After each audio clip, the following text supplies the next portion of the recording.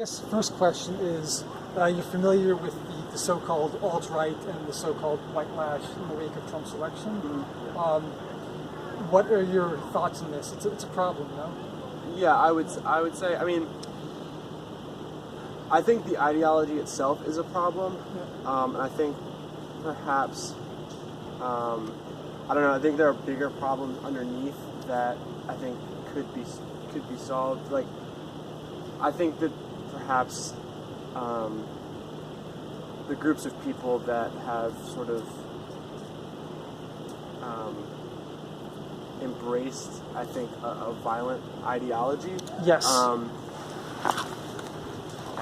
Have done so, perhaps, I don't know, out of a feeling of alienation or on both sides, or? I would say that the ideology of the alt-right is more violent. I would agree that there are violent tactics and strategies. Ideologically. Yeah, I think that it comes from a place of, like, historical violence, right? Like, I think legacy. Yeah, like, I think that where if you want to call them the alt-left, Antifa, I think where they come from, at least, like, ideologically, is less so. Like the policies that they are interested in are not ones of like oppression and violence. We want to get away from violence. Right. Now, but like it is strange that Antifa does, like resort to bad optics. Sort of, yeah, I mean, it's bad optics, and one could argue that it's plain violent. But yeah. I'm not sure how I feel about that so much as just I do believe that like, I don't know, I forget what the original question was, but no, it was open-ended. It was the beginning of the funnel. Yeah. That's awesome. And so I guess this dovetails quite nicely into my next question, and that is, how do we defeat the alt-right? How do we win the war on racism? And just to bring back what you were saying, the so-called Antifa or alt-left, they see violence as a necessary evil in order to prevent violence. Yeah. So what are your thoughts on how do we defeat the alt-right? Yeah, I mean, that is certainly one strategy. It's really popular right now, and I don't know how I feel about it, because I've never felt like the answer was to meet them in the streets and meet violence with, tit for tat. Yeah, but at the same time, I also understand that when you have like people who show up like thousands with torches and Nazi flags, like but we're talking about more broadly, how do you defeat that movement? How do you the rest of the iceberg, perhaps? Right, like the alt-right is just the extreme visible layer of a deeper sentiment. And how do we stop that sort of those nationalist pro-Nazi, neo-Nazi ideologies from taking the mainstream and ending up our politics? That could be extremely dangerous.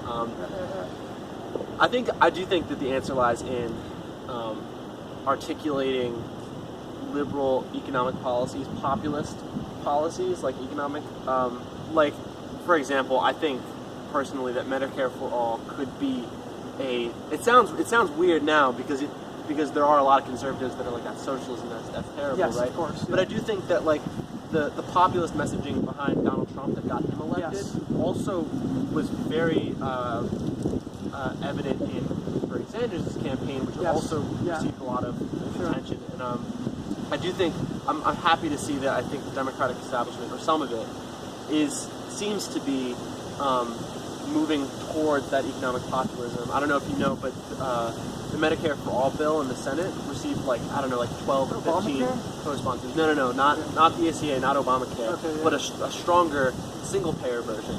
Yes, this is socialist alternative in Berners or... Yes, yeah, it is, and it has like 12 or 13 co-sponsors or something like that, including Cory Booker. I can't remember all the other ones, but there are a number of big names. Anybody you might think who might be a Democratic presidential challenger.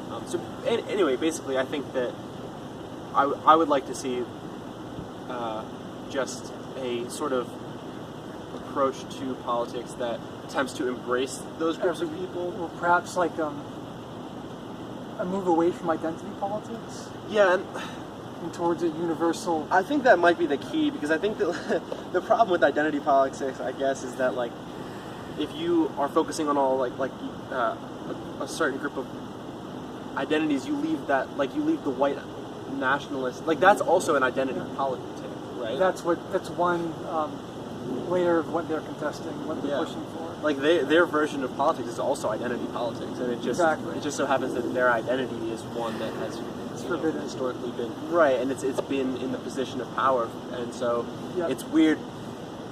It's there's something. It feels wrong when the group that has historically been in power says, "Oh no, we want to maintain that." You know, we don't.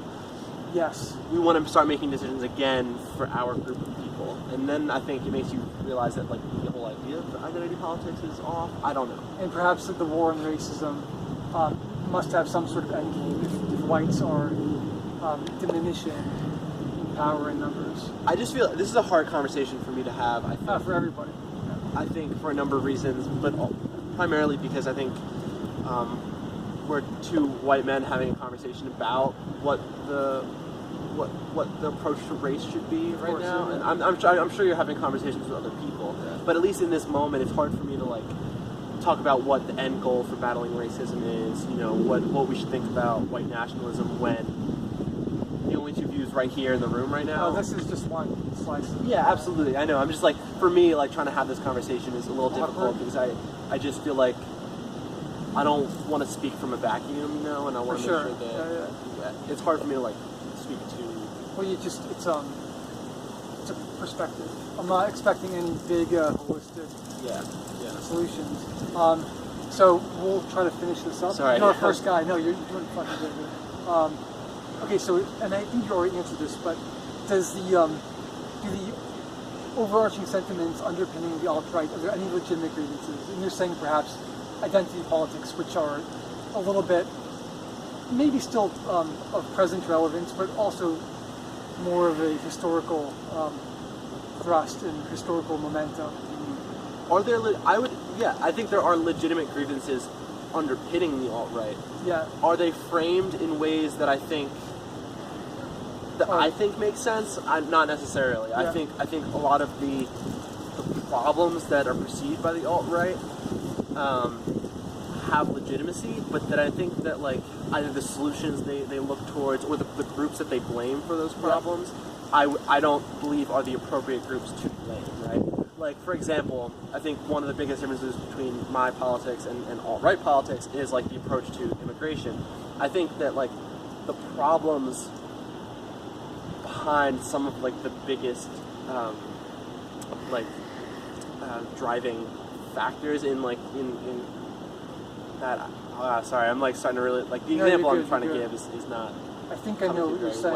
You're saying that there are complaints about stagnation of the whites, lower and middle classes economically. Right, exactly. Now, like, and that's something that like, so they'll say like, oh well, you know, like it's the idea that immigrants are taking jobs, for example, right, is like a response to an experience which I think is very legitimate of wage stagnation, losing jobs in manufacturing, and especially in rural areas of America. Like rural poverty among whites is a very legitimate problem that I think we need to deal with, right? Yeah. But the answer to that, in my view, does not lie in deporting Americans, right? Yeah. I think I can understand why that group got targeted as like it's a visible explanation for... It makes a certain kind of sense, right? Like, oh, well, here are all these people, they're not paying taxes, and they have jobs, right? And I don't have a good job, you know? But, like, there are a whole lot of other factors there that complicate that, and you realize that, like, the real problem there is closer to, like, the trade deals. But I do see, like... Or regulating immigration better in a way which is more parsimonious for all parties. Sure. I think, yeah, and I think that... but I do think that there are legitimate grievances. I just think that the ways in which they're framed in the alt-right are very... The way they express... I want to hear you talk, but also my thought is that a lot of their inflamed emotions are perhaps motivated by legitimate grievances. However, their answer is to turn back the clock historically and to cut off those who they deem to be outside of their group. Yeah. And last question, real quick. In the past year, we've seen increasingly divergent narratives and facts about reality, and social media seems to be sort of clamping down on forbidden opinions, and I just see this growing divergence. Do you think there's any threat of, like, God forbid, civil war or some sort of white nationalist insurgency or anything of this nature? I don't see a. What does the future hold? I feel like I don't see a threat of civil war in like a traditional sense. Gotcha. Though I do think that it's becoming increasingly difficult for Americans to reconcile their views with each other, and that is leading to some very intractable. Is that a word? Intractable? Sure. Yeah. I don't know, but there's a lot of friction in our political system at the moment, which I think is becoming harder and harder to break through. You know, and I worry about the moment in American politics when it does finally break through and what that's going to look like. How it will break through. Right, because I think it will, and I think it will probably be somewhat chaotic, somewhat energetic. Right, Hopefully culturally. Right, I just wonder. You know, I worry about what that will look like. I do have a lot of faith in the American system, though, how it was set up constitutionally. So, like, I don't think that America is at, like, I don't think there's like an existential threat to the American system. I think at most you'll just see like an explosion of some sort. Ideas and reconciliation. Right, like there will be some. I mean, it's probably going to be pretty crazy, but I just think that like America will survive it. You know what I mean? I sort of doubt that there's anything that could be so, because you'd have to like either so it would be really, really hard to topple the American structure. Do you know what I mean? Like there's just so much holding it up. I can't imagine. That's good. I don't know. Anyway. Yeah, good. What's your name? I'm Sam. Sam. My name's Al. Nice to meet you. Good speaking. Do you want me to email you the video?